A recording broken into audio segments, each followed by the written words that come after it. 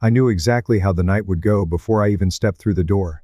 The smell of Mom's homemade mac and cheese mixed with the faint, familiar scent of Dad's overpriced cologne. The dining table was set, covered in enough food to feed an army. A perfect family dinner at least, that's what they wanted it to look like. But I wasn't fooled. I had played my role in this family long enough to know how things worked. My sister, Lauren, was the golden child, the one who could do no wrong. Straight A student, the future of the family, Dad's pride and joy. And me? I was just there, the independent one, the responsible one, the one who had to figure things out on his own. I took my seat at the table, barely settling in before Dad cleared his throat. Lauren's been doing great in college, he announced, as if she had just cured cancer. Top of her class. Her professors say she has a bright future ahead. I nodded, taking a sip of my beer. Here we go. Mom beamed, her eyes shining with pride. She's been working so hard. Frank, she deserves all the success. Good for her, really. But I already knew where this was going. Dad turned to me, the same fake sympathy in his voice that always came before a favor. Ethan, don't you think it's time you helped your sister out a little? I set my fork down slowly. What do you mean? Dad leaned back, swirling his whiskey. She's been struggling to get to work and class. You've got a good job now. Maybe you could buy her a car. I nearly choked on my drink. A whole car? Not rent, not groceries, a car? Lauren, of course, played her part perfectly, putting on her best I couldn't possibly ask face. I mean, I wasn't going to say anything, but it would make things so much easier. Just something simple, like a used Civic. Mom jumped in before I could respond. It's not that much to ask, sweetheart. You're doing so well at work, it wouldn't even make a dent in your finances. Oh, sure. Because my paycheck was just money. I shook my head. I'm not buying her a car. Silence. Dad's face twitched. Are you serious? Yeah, I'm serious. I worked my way through college without anyone buying me a car. If Lauren wants one, she can do what I did, save up. Dad slammed his glass down. Unbelievable. Lauren sighed dramatically. I knew this would happen. I pushed my plate away. Knew what would happen? That I wouldn't let you take advantage of me? Mom put a hand on Dad's arm, trying to keep things from boiling over. Ethan, we're just asking you to help your family. I let out a dry laugh. Help my family? The same way my family helped me? Dad's face turned red. If you're going to act like this, you can leave. I looked at Mom, hoping she'd say something, but she just pressed her lips together, avoiding my eyes. Lauren sat back, arms crossed, looking satisfied like she had just won some silent battle. I stood up, grabbed my jacket, and walked out. No one stopped me. The cold night air hit me like a slap, but it felt better than sitting in that house. I wasn't even surprised. This was how it always went. The second I refused to play my role, I was the villain. It wasn't about family, it was about control. I got in my car and gripped the steering wheel, my knuckles turning white. I had spent years trying to prove myself to them, hoping one day they'd see me as more than just an afterthought. But they never would, and maybe that was okay. I drove home, the city lights blurring past me. When I walked into my apartment, I grabbed a beer from the fridge and sat on the couch, staring at the ceiling. The anger should have faded by now, but it didn't. Then, a thought hit me, something I hadn't thought about in years. Lauren still had access to our shared bank account. Back in college, when I was still dumb enough to believe family always helped each other, I had set up that account so she'd have a financial cushion if she ever needed it. And then I forgot about it. My stomach twisted as I pulled out my phone and opened my banking app. I scrolled through the transactions, my heart pounding. Hundreds of dollars spent on Starbucks, online shopping, Uber Eats, Sephora, a $600 charge from some boutique in LA. I let out a humorless laugh, struggling to get by, huh? Without hesitation, I went straight to the settings, removed my name from the account, and transferred every last cent into my personal savings. 2 minutes later, my phone buzzed. Lauren. I ignored the first call, then the second. By the third, I sighed and answered. What the hell, Ethan? Her voice was shrill, a mix of outrage and panic. I just tried to buy something, and my card got declined. I took a sip of my beer, keeping my voice even. Yeah, I closed the account. Silence. Then she practically screeched. You can't do that. Oh, I can. And I did. You didn't even tell me. Lauren, I've been paying for your nonsense for years. Starbucks, makeup, Netflix, I don't owe you any of that. Her voice turned from angry to pleading. It's not like that. This month has just been hard, and I cut her off. Lauren, I went through years of hard months. And you know how I dealt with it? I budgeted. Silence. Then she sighed. Mom and Dad are going to lose it. That made me pause. But only for a second. Yeah, let them. Maybe they can buy you that car they wanted me to get. A sharp inhale. Then the call disconnected. I sat back in my chair, gripping my beer. The adrenaline was wearing off, but the frustration wasn't. I wasn't a bad guy. I wasn't the selfish one. And if they wanted to call me that, fine. I was done being their personal bank. Not anymore. Walking away from my family should have been liberating. I should have felt relief, freedom, maybe even a sense of victory. Instead, I felt nothing. Just a strange, hollow emptiness that settled in my chest. As I drove back to my apartment, I had spent years fighting for their approval, craving their love, bending over backward just to be seen. And now, I had cut myself loose. No more obligations, no more guilt, just me and my own life. So why did it still hurt? I spent the next few days in a haze. I went to work, kept my head down, ignored my phone. My father's words echoed in my mind: selfish, ungrateful, turning my back on family. But the rational part of me knew the truth. They never saw me as family. They saw me as a resource, a piggy bank with a pulse. Then, the calls started. First, it was Lauren. 3 missed calls. Then 5. Then a text. I don't know why you're acting like this. Can we just talk? I ignored it. Next came my mom. She called once, left a voicemail, her voice laced with forced patience. Ethan, honey, I know you're upset, but let's be reasonable. Family takes care of each other. Call me back. Then Dad. No pleasantries. Just a text. Fix this. I deleted it. I didn't owe them anything. But the real punch in the gut came a few days later. I checked my bank account, not really expecting anything out of the ordinary until I saw it. The shared account I had opened years ago for Lauren. The one I had forgotten about. The balance $0. My stomach twisted. I clicked on the transaction history, my eyes scanning through line after line of withdrawals. Hundreds of dollars at a time. Fast food, beauty stores, online shopping. A $600 boutique charge in law. It wasn't just occasional spending, she had drained it completely. I felt the blood rush to my head.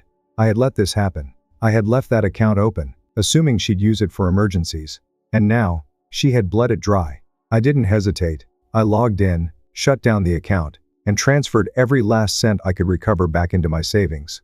Then, I blocked Lauren's number. 5 minutes later, my phone buzzed. Blocked call. I let it go to voicemail. A few seconds later, another one. Then another. Then a text from an unknown number. What the hell, Ethan? I just tried to buy something, and my card declined. Did you seriously shut down my account without telling me?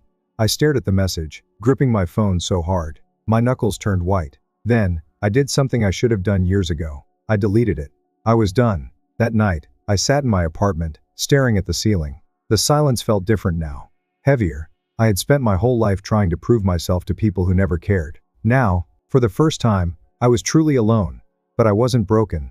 I was rebuilding. And I wasn't going to let them drag me down again. The next morning, I called my bank, set up new security measures, and made sure no one in my family had access to any of my finances. Then, I started looking at apartments. Somewhere farther away. Somewhere they couldn't just show up at my door. I had a good job, a stable income I could afford to leave. By the end of the week, I had signed a lease for a place across the state. A fresh start. Then, just as I was about to leave work one night, my phone buzzed again. A message from my mother. Ethan, your father and I need to talk to you. It's about Lauren. Please call me. I stared at the screen, debating whether to respond. Then, I turned off my phone, grabbed my keys, and walked away. I had my own life to live, and I was finally ready to start. Walking away from my family wasn't as simple as I had imagined. I thought once I left, once I made the decision to put myself first, things would get easier. But they didn't. At least, not right away. The guilt followed me everywhere. It sat on my shoulders when I woke up, whispered in my ear when I tried to sleep. I had spent my whole life believing that family was everything, that no matter what, I had to be there, had to sacrifice, had to bend so they could stand taller. Now, for the first time, I wasn't bending. And it felt unnatural. But as the weeks passed, the guilt began to fade. Every morning, I woke up in my own apartment, in a life that was finally mine. No more phone calls demanding money. No more family dinners where I was treated like an outsider. The silence was strange at first, but then it became comforting, peaceful. For the first time in my life, I was free. That freedom, however, came with a price. A few weeks after my final conversation with my father, I got a call from an unknown number. I almost didn't answer, but something in my gut told me to pick up. Ethan? I recognized the voice immediately. Lauren. The first sighed. What do you want? She hesitated. Look, things have been bad here. Mom and Dad are struggling. The business isn't doing well. And with the baby coming. I closed my eyes. Lauren, I'm not your safety net anymore. I know that, she said quickly. But I just thought maybe we could talk, just you and me? I hesitated. This was new. Lauren never called, unless she wanted something. But a part of me, maybe the part that still wanted to believe she could change, felt the tiniest flicker of hope. Fine, I said. But no games, just talk. We met at a small coffee shop downtown. She looked different, tired, maybe even stressed. But there was something else too, something I couldn't quite put my finger on. She stirred her drink, avoiding my eyes. I didn't know how bad things were until recently, she admitted. Dad lost a lot of money. He won't admit it, but he gambled away more than he could afford. Mom's trying to keep everything together, but it's a mess. I leaned back. And where do I fit into this? She sighed. I'm not asking for money. That was a surprise. Then what do you want? Her fingers tightened around her cup. I don't know how to do this without you. I blinked. Do what? She let out a shaky breath. I spent my whole life thinking that no matter what, someone would catch me if I fell. That Mom and Dad would always fix things. That you would. I didn't say anything. I wasn't fair to you, she admitted. I let them use you. And I let myself believe it was okay because it was easier. For a moment, I just stared at her. I had waited my whole life to hear those words, to hear any sort of acknowledgement from her. And yet, it didn't change anything. I exhaled. Lauren, I'm glad you see that now. But it doesn't erase everything that happened. She nodded slowly. I know. There was a long silence between us. Then she looked up, her eyes pleading. Can we try again? As siblings, I mean. I wanted to say yes. I really did. But then I thought about everything. About the years of being treated as less. About the way she had stood by while our parents took and took. About the fact that she was only reaching out now that her safety net was gone. I shook my head. I don't think I can. Her face fell. Ethan, please. I stood up. I hope you figure things out, Lauren. I really do. But I'm not the person who's going to fix this for you. She didn't try to stop me as I walked away. And for the first time in my life, I didn't feel guilty. The following weeks were quiet, peaceful. I focused on work, on my own life, on finally enjoying the things I had built for myself. But then, one evening, I came home to find an envelope slipped under my door. There was no return address, just my name, written in familiar handwriting. I opened it, my stomach twisting. Inside was a letter. From my father. Ethan, I won't waste time trying to convince you that I was right. You've made your choice, and I see now that I pushed you too far. But you need to know something. We're losing everything.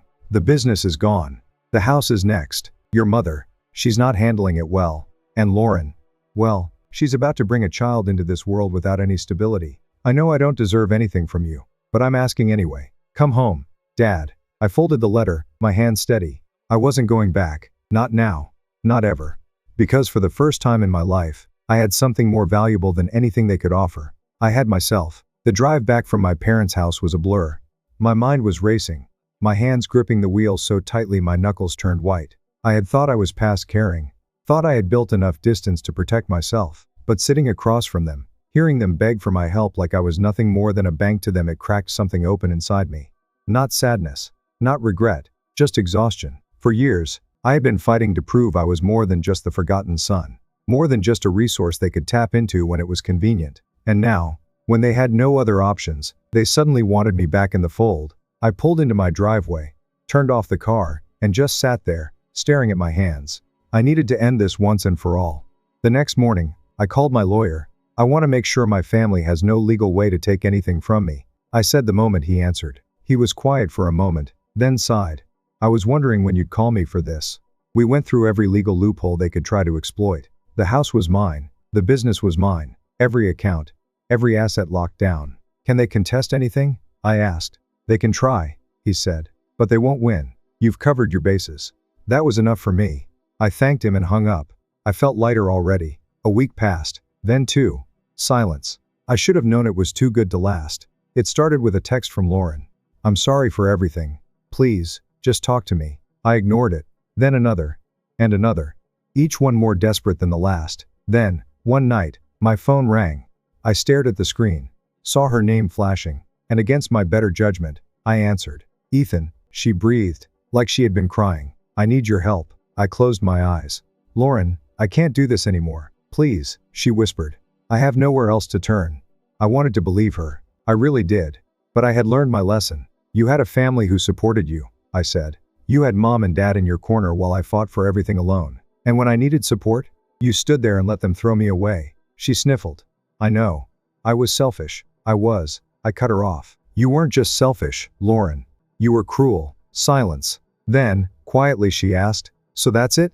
You're just going to turn your back on me? I exhaled, gripping the phone. You turned your back on me first. I hung up. And this time, I blocked her number. For the first time in my life, I felt free. I focused on my business, on the things that actually mattered. Work was thriving, my employees were happy, and I had finally started living my life for myself. I traveled. I met new people. I explored interests I had never had time for before. And then, months later, something happened that I never saw coming. One evening, I was closing up shop when an unfamiliar number called me. I almost ignored it, but something told me to pick up. Ethan? I froze. It was my mother. I hadn't heard her voice in nearly a year. I should have hung up. I should have ignored her, the way she ignored me when Dad threw me out. But instead, I said, "What do you want?" She inhaled shakily. "Your father is in the hospital." I said nothing. "He had a stroke," she continued. "He's not doing well." Still, I said nothing. Finally, she whispered, "Please, Ethan. He's asking for you." I clenched my jaw. "Now you want me around?" Her voice cracked. "I know we hurt you. I know we failed you. But please, just come." Against my better judgment, I went. Walking into that hospital felt surreal. My father was hooked up to machines, his once strong presence now frail and weak. His eyes flickered open when he heard me enter. For a long moment, we just stared at each other. Then, with a shaky breath, he muttered, "You came." I crossed my arms. "Yeah, I came." He looked down, swallowing hard. I made mistakes." I scoffed. "You think?" His lips trembled. "I don't expect forgiveness. I just wanted to see you." I didn't know what to say. For so long, I had dreamed of this moment of him realizing how horribly he had treated me. But now that it was here, I didn't feel the satisfaction I thought I would. I just felt empty. "You chose Lauren," I said quietly. "Every time." He closed his eyes. I thought I was doing what was best. "For who?" I demanded. "Because it sure as hell wasn't best for me." His breathing was uneven now, his hands shaking. He was breaking down, but I didn't feel any pity. For once, he was the one feeling powerless. "I wish." He swallowed. "I wish I had been a better father." I studied with him. The man who had once loomed over me, who had made me feel like nothing.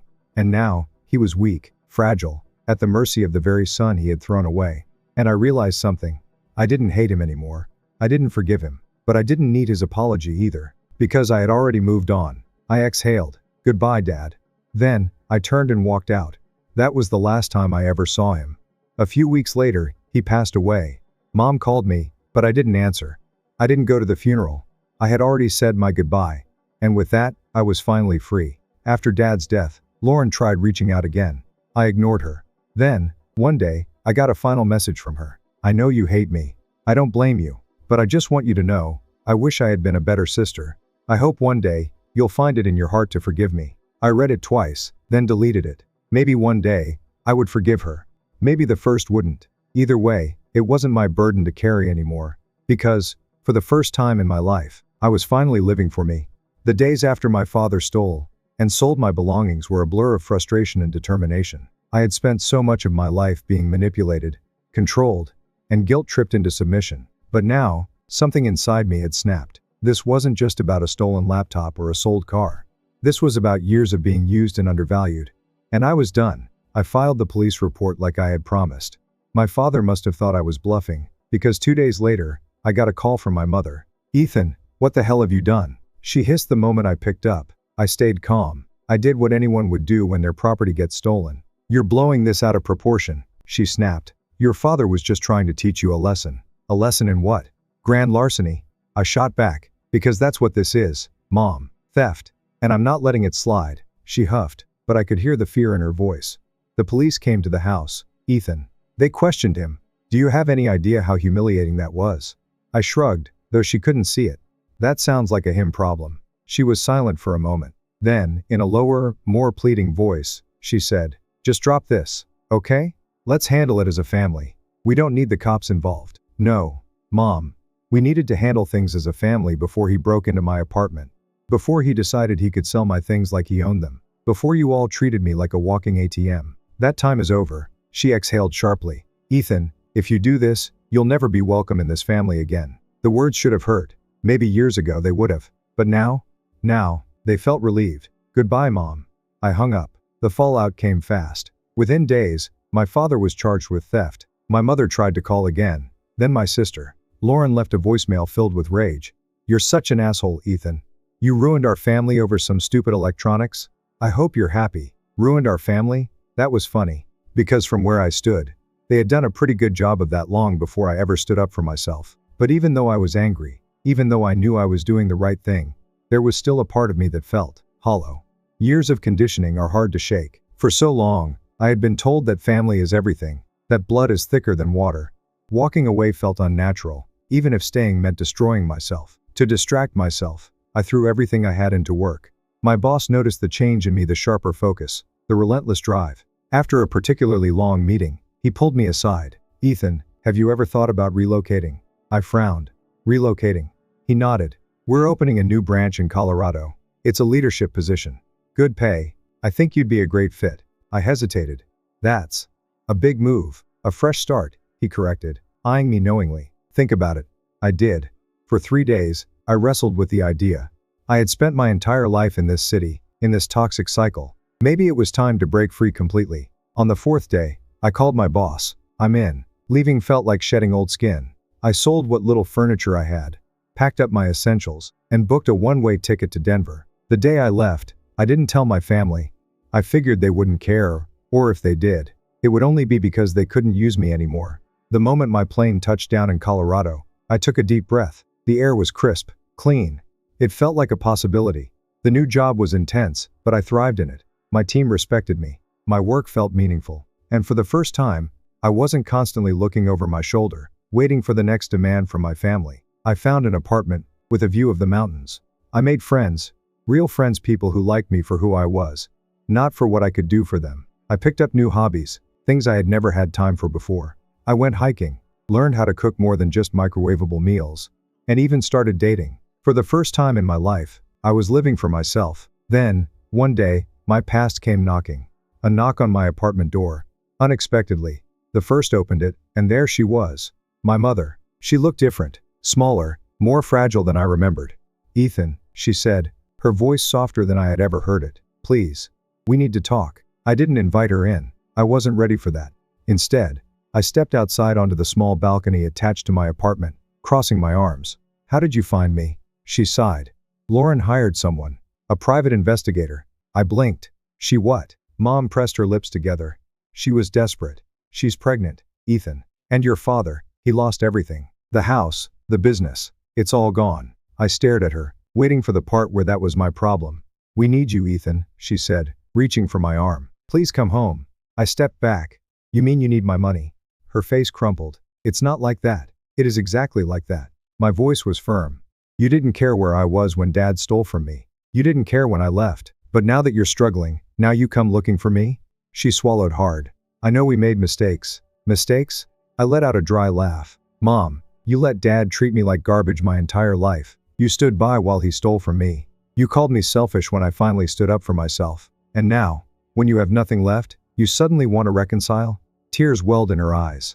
"Ethan, we're still your family." I shook my head. "No. Families don't use each other. Family doesn't manipulate and steal. Family doesn't only come around when they need something." She wiped at her eyes, nodding stiffly. I had to try. "I know." She hesitated a moment longer, like she wanted to say more. Then, finally, she turned and walked away. I watched her go, my chest tight, but I didn't call after her. I didn't stop her. Because this time, I was choosing myself. Months passed, and life felt different, lighter. Without my family's constant demands, I had the space to breathe, to think, to finally live for myself. I had built something stable, something real, a career, a home, a sense of self-worth that wasn't tied to anyone else's expectations. But peace doesn't last forever. It started with a text from Lauren. "Ethan, please. I have nowhere else to go." I stared at the screen, fingers hovering over the keyboard. She had sent messages before, all ignored. But this one felt different, short, desperate. I almost deleted it, almost blocked her number for good. Then I sighed and typed back. "What happened?" The response came fast. "Dad's gone. Mom's sick. I don't have anyone." I exhaled slowly, gripping my phone.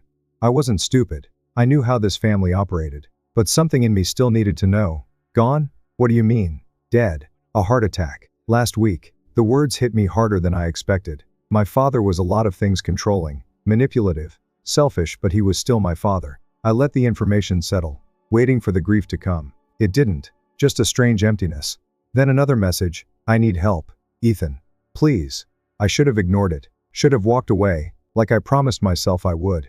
But some part of me still needed closure. So, against my better judgment, I agreed to meet her. She looked different. Lauren had always been polished, put together, the perfect golden child. Now, she looked tired, hollow. The designer clothes were gone, replaced with an old hoodie and jeans. She had dark circles under her eyes, her usual smugness replaced with something closer to defeat. We met at a diner, the kind with sticky tables and waitresses who called you hun. I ordered coffee. She got tea. For a few minutes, we sat in silence, the weight of our history pressing between us. Finally, she spoke. I screwed up, she admitted, voice barely above a whisper. And I know I don't deserve your help after everything, but I don't know what else to do. I stirred my coffee, watching the swirl of cream disappear into black. What happened? Lauren sighed. After you left, everything fell apart. Dad's business went under. Mom got sick, and I didn't know how to handle it. I kept spending, kept pretending things were fine, but they weren't. I didn't say anything. Then Dad died, and suddenly, there was no one left to fix things. Her hands tightened around her cup. I have debt, Ethan. A lot of it. I lost the apartment. I don't even have enough to take care of the baby. I frowned. Baby? She gave a sad smile. Yeah. 7 months pregnant. Surprise. I leaned back, trying to process it. Lauren, pregnant, alone, broke. The old me, the one who spent years cleaning up her messes, would have caved, would have handed over everything I had to fix it for her. But I wasn't that person anymore. I'm sorry, I said finally. But I can't save you. Her eyes widened. Ethan, please, no, Lauren. I shook my head.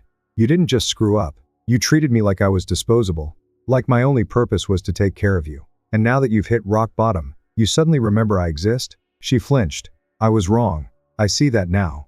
Do you? I leaned forward, voice calm but firm. Or do you just want money? Tears welled in her eyes. I don't know what else to do. I sighed, rubbing my temples.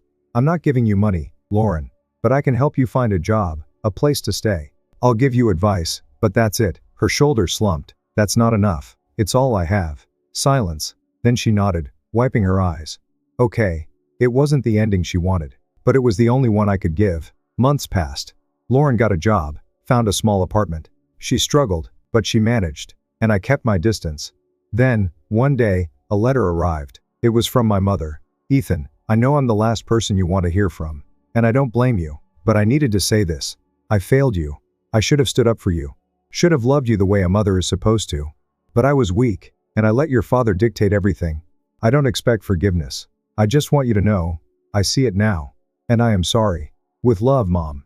I stared at the letter for a long time, emotions warring inside me. Then, without another thought, I folded it up and put it away, because I had already moved on. Years passed. I built a life, a real one. I traveled. I met new people. I fell in love. And for the first time, I was truly happy. My past doesn't define me anymore. I wasn't the forgotten child, the second choice, the family ATM. I was just Ethan, and that was enough.